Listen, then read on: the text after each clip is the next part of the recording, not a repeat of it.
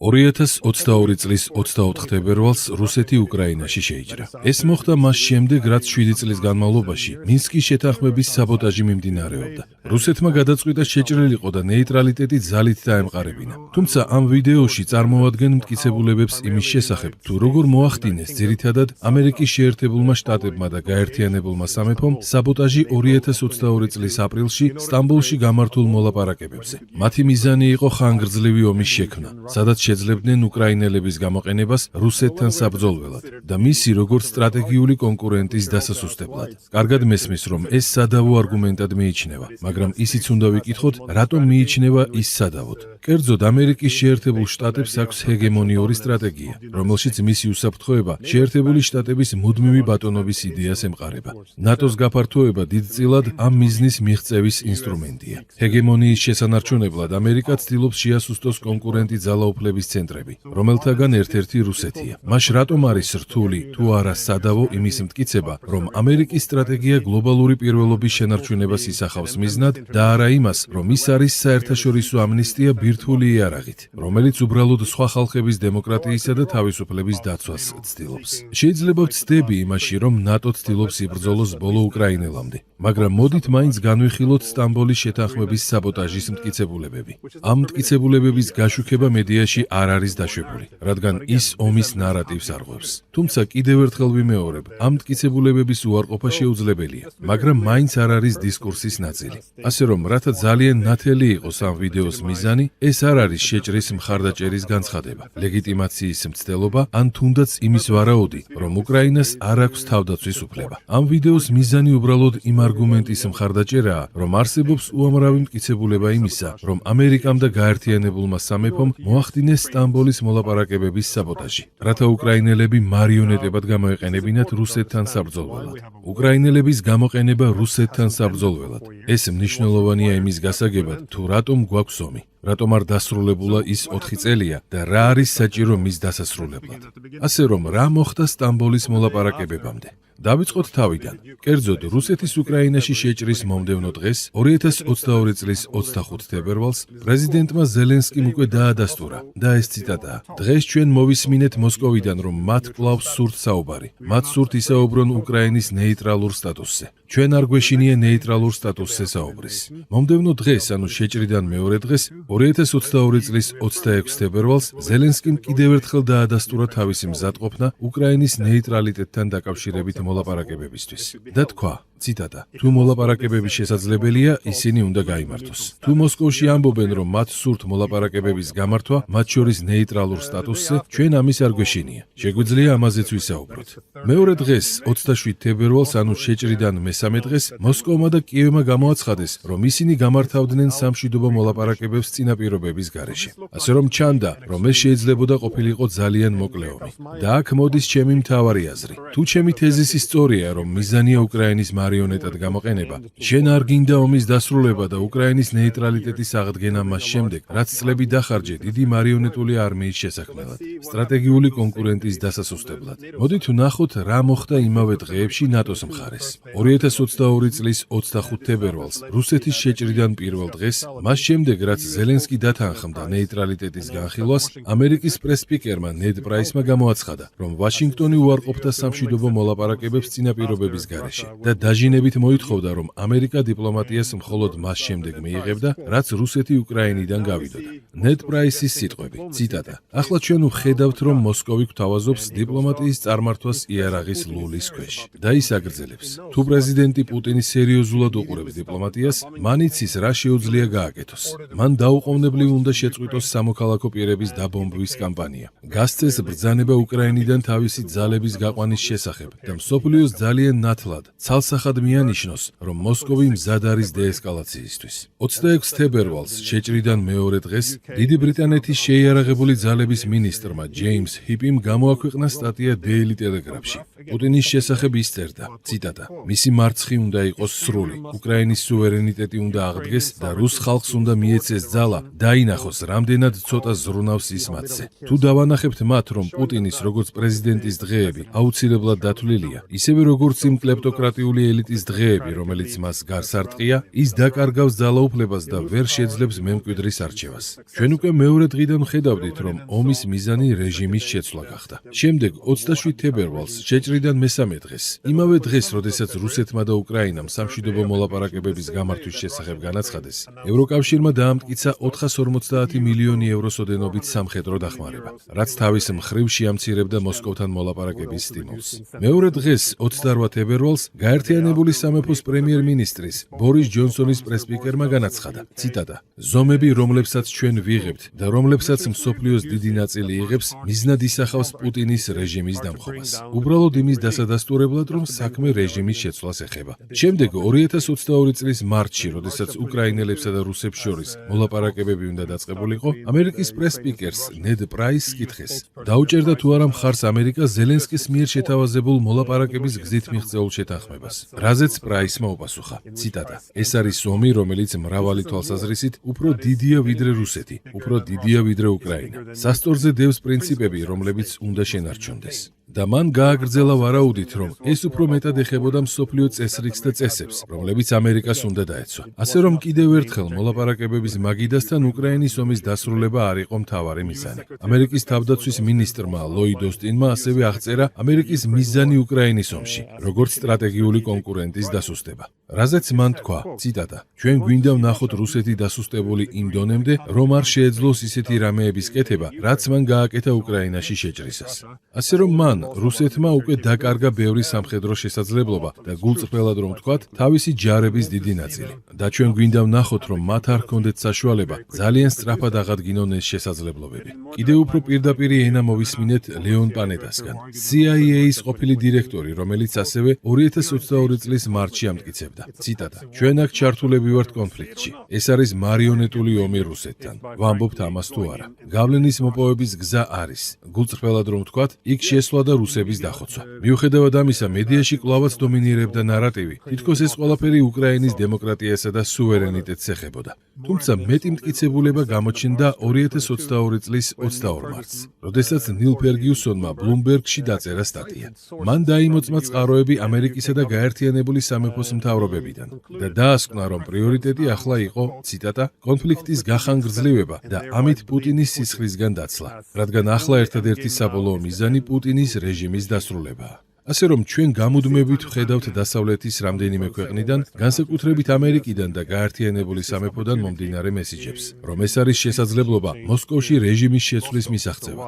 მაშ რატომ უნდა ვიჩქაროთ ომის დასრულება? მაგრამ აზრის საბოლოოდ გასამყარებლად, თავად პრეზიდენტმა ზელენსკიმ 2022 წლის 27 მარტს მისცა ინტერვიუ ეკონომისტს. ამ ინტერვიუში ის ამბობს, და ეს პირდაპირი ციტატაა: "ყველას სხვადასხვა ინტერესი აქვს. დასავლეთში არიან ისეთებიც, რომლებსაც არ აქვთ პრობლემა ხანგრძლივ ომთან, რადგან ეს ნიშნავს რუსეთის გამოფიტვას. თუნდაც ეს ნიშნავდეს უკრაინის დაღუპვას და ხდებოდეს უკრაინელების სიცოცხლის ფასად. უკრაინულად. დასავლეთში არიან ისეთებიც, ვისაც სურს, რომ ეს ომი დიდხანს გაგრძელდეს, რადგან ეს იქნება რუსეთის გამოფიტვა. უკრაინის ფასი, ადამიანების სიცოცხლის ფასი ნამდვილად მომგებიანია ზოგიერთი ქვეყნისთვის." Тому що це буде виснаження Росії, але ціною України, ціною життя людей. Це точно вигідно деяким країнам. მიუხედავად ამისა, რუსები და უკრაინელები შეხვდნენ სტამბოლში ომის დასრულებაზე მოსალაპარაკებლად. მიღწეული იქნა დიდი პროგრესი და ისინი შეთანხმებასთან ახლოსაც კი იყვნენ. ამის შემდეგ მოხდა საბოტაჟი ამერიკისა და გაერთიანებული სამეფოს მიერ, რაც დიდწილად განახორციელა ბორის ჯონსონმა, როდესაც ის ჩავიდა კიევში და უკრაინელებს ზუსტად უთხრა, რას არ გააკეთებდნენ ამერიკა და დიდი ბრიტანეთი. და ეს იყო ნებისმიერი ადრეული სამშვიდობო შეთანხმების მხარდაჭერა. უკრაინული უკრაინული მედიის თანახმად, ბორის ჯონსონი ჩავიდა კიევში და გადასცა შემდეგი გზავნილი. და ეს არის უკრაინსკაია პრავდადან.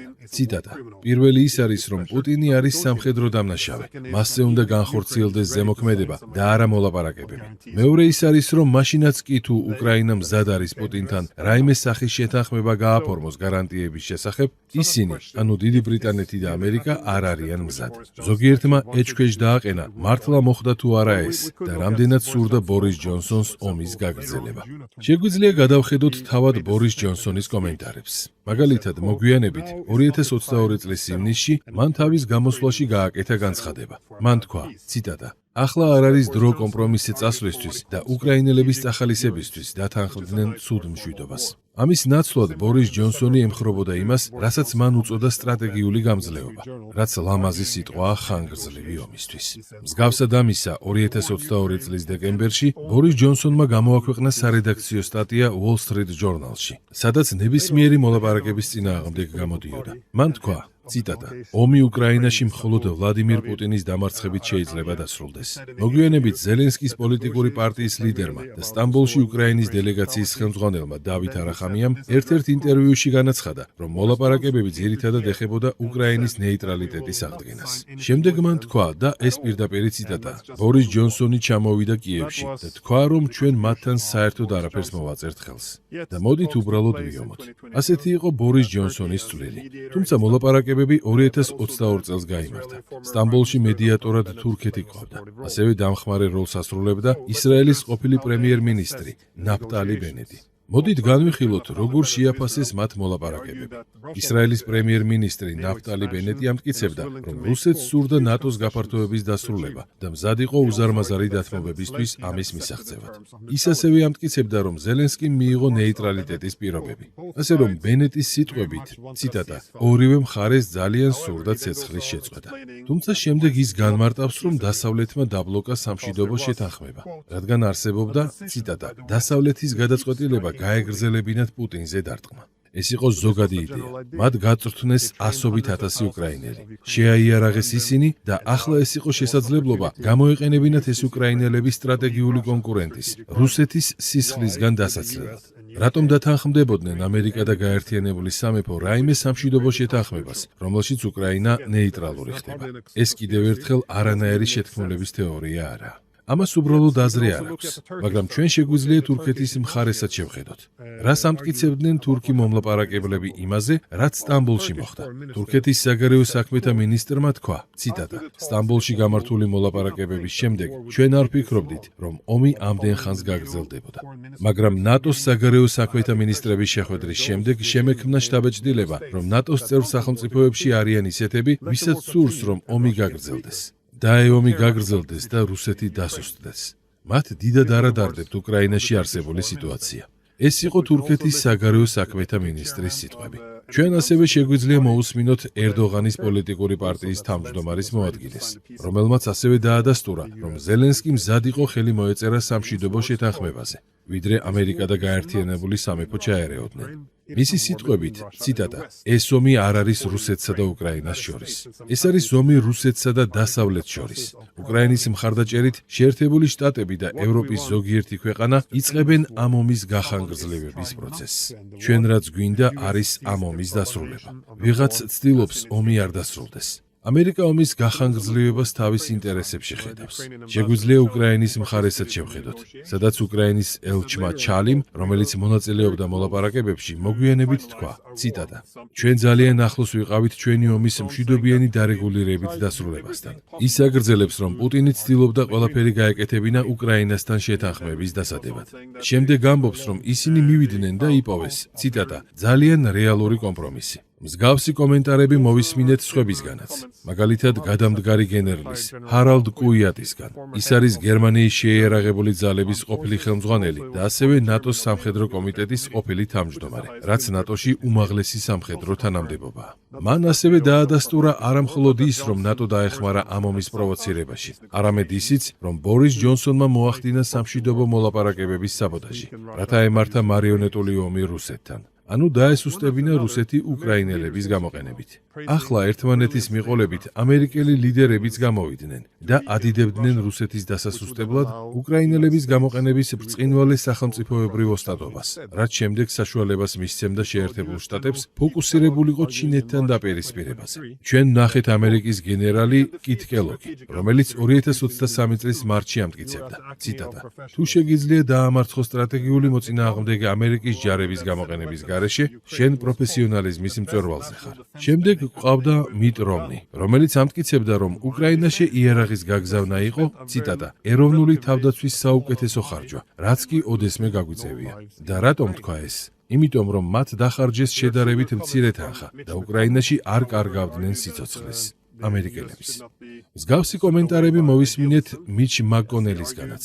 თუმცა მან განაცხადა, რომ ამერიკა არ უნდა აღყვეს იდეალიზმს, როდესაც ამტკიცებდა, ციტატა: უკრაინის დახმარების გაგრძელების ყველაზე მთავარი მიზეზი, რათა დაასუსტოს და დაამარცხოს რუსი დამპყრობლები, არის ცივი, მკაცრი, პრაქტიკული ამერიკული ინტერესები. ჩვენ ყველამ ვიცით, რომ უკრაინის ბრძოლა ტერიტორიების დასაბრუნებლად არ არის არც დასაწყისი და არც დასასრული დასავლეთის ფართო სტრატეგიული კონკურენციისა პუტინის რუსეთთან. ჩვენ ასევე მოვისმინეთ სენატორ რიჩარდ ბლუმენთალის განცხადება, რომ ჩვენ სრულად ვიღებთ ჩვენი უკრაინული ინვესტიციის საფასურს. რადგან ჩვენი ქვეყნის სამხედრო ბიუჯეტის 3%-ზე ნაკლებით, საშუალება მივეცით უკრაინას რუსეთის სამხედრო ძალა გაენახევრებინა.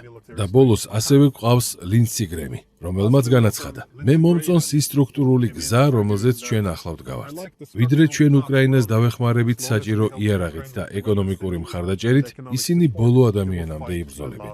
ახლა 2024 წელს ნათელი გახდა, რომ ნატო ვერ გამოიყენებდა უკრაინელებს რუსეთის გამოსაფიდად და რეალურად რუსეთი იგებდა. ამ ეტაპზე ბორის ჯონსონმა განაცხადა შემდეგი, ციტატა: თუ უკრაინა დაეცემა, ეს დასავლეთისთვის კატასტროფა იქნება. ეს იქნება დასავლური ჰეგემონიის დასასრული.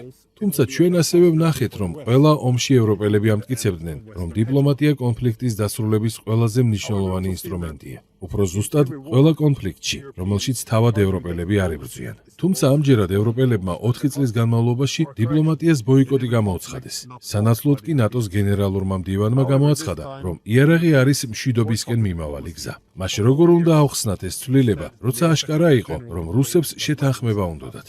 რას ელოდებით, რომ მოხდება თუ დაიწყებთ ომს, რომელსაც მოწინააღმდეგე, ამ შემთხვევაში რუსეთი, ეგზისტენციალურ საფრთხედ მიიჩნევს, რაც ნიშნავს, რომ რუსები უკან არ დაიხევენ და ვერც დაიხევენ. შემდეგ თქვენ აჩერებთ ყოველგვარ დიპლომატიას მშვიდობიანი დასასრულის მოსაძებნად და ამტკიცებთ, რომ ომის დასრულების ერთადერთი გზა იარაღის გაგზავნაა და კიდევ უფრო მეტი უკრაინელის ფრონტის ხაზზე გაგზავნა. ეს არ არის მშვიდობის რეცეპტი.